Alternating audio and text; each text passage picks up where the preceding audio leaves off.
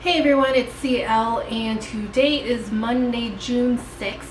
So we have completed our first week of the Hot and Sticky Summer Writing Challenge, and ideally every week I want to give you like a really quick video on how I'm doing with my progression through the challenge and any accomplishments or struggles that I've experienced during the writing week. So first week out, I'm feeling really good about how the challenge is going. We are tasked with writing at least 488 words a day, and I feel like that is very doable. It does not feel strenuous at all. I find that 488 words can come by very quickly. I have not hit any writer's block yet, so I'm very grateful for that because I know that that will come as I progress in the challenge and as I come upon parts of my story which are a little bit more complex that I need to think through. So I feel like it's going well.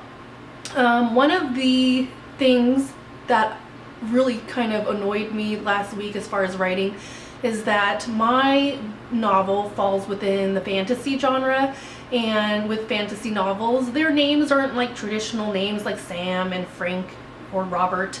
So when I'm writing a character's name, the spell check on my MacBook Pro will automatically change the name to what they think it should be, and it's like this not even close. And it's on auto spell check, so it doesn't even ask you, it just does it by itself.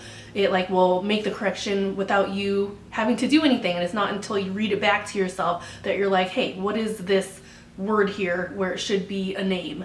So that's been annoying me. I have to figure out how to turn off that feature. It shouldn't be hard. I just have to sit down and actually look through my toolbar and turn that off. Other than that, the week went pretty well. I find that even if I start writing really late in the day, that I'm still able to get my word counts in, and I feel good that I'm still staying on target. And I do follow the hashtag Hot and Sticky on Twitter, and there are some people that are really knocking it out of the park. Their word count is very high. My word count is like a couple thousand over of where we should be, and I feel very happy about that.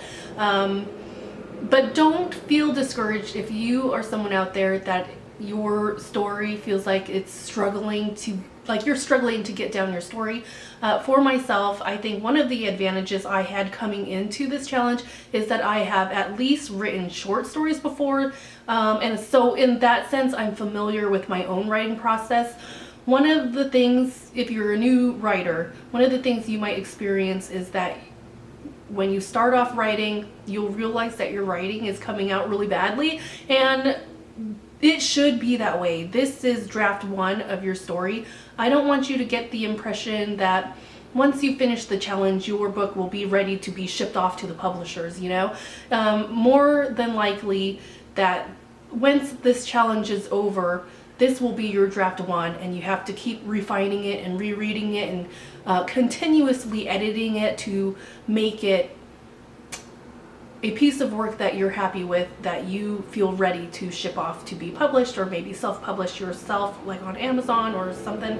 But anyways, so don't feel discouraged if your writing is coming out badly. For myself, my writing process is that I write out the skeleton of my story by getting the gist of each scene that I want to occur down in the order that I want to see it, and then for myself I go back later and kind of fine-tune and refine what I want to happen in the novel, and then once I'm happy with how everything's laid out, I go back and fill it in with more substance and make it sound nice and have it flow and really think about the details a lot more. But for this first draft, I'm not stressing over it, and I'm kind of thankful that I have reached that point where I know that it's supposed to sound bad, and that is the process.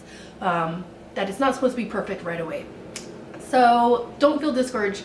The main thing is to just get the words out, hit save, and keep going. So we are going into week 2, and I can tell you right off the bat, my distractions so far are these two games here. On Saturday we went to GameStop and I picked up Harvest Moon, Animal Parade, and Super Mario 3D World. These two games, my husband and I and my little girl have been playing all weekend. It's really fun, very addicting, so that's been sucking up some time. So another pretty big distraction that I will have during week 2 is this book here, The Survivor by Greg Hurwitz, and I picked this book up because of Steve Donahue's review and how he talked about it on his channel. Have you ever had it where you are telling a story and you start laughing at the funny part before you even get to it? So I was listening to Steve's review, and he's telling us about the very beginning pages of this book here, how the man in the book is suffering from like a terminal illness, and he goes to a building to essentially commit suicide, and Steve just starts laughing, and I'm sitting there, I'm like, well, that doesn't sound very funny. And then he goes on to reveal the next scene that happens, which makes the whole scenario pretty hilarious. So then I absolutely needed to pick this up and read it immediately just because of how Steve reviewed it on his channel. So he does a really great review. Please check it out in the link below. He talks about a few books. This book is kind of like in the middle, but you will not regret it. It's just one of those books, like once you listen to him talk about it, you will want to pick it up. So that is pretty much my writing wrap up for week 1. I have my distractions for week 2, but I feel pretty comfortable that the word count within the challenge, 488 words a day, I feel very comfortable with that. So I'm crossing my fingers that week 2 will go even better than week 1, even with my added distractions. So that's all I have for today. Let's all keep writing. If you are not yet participating in this challenge, but you want to write a novel, please consider participating. It is not too late to jump right in. So yes, I will keep you updated on how next week goes. And thank you for watching, and I'll see you later.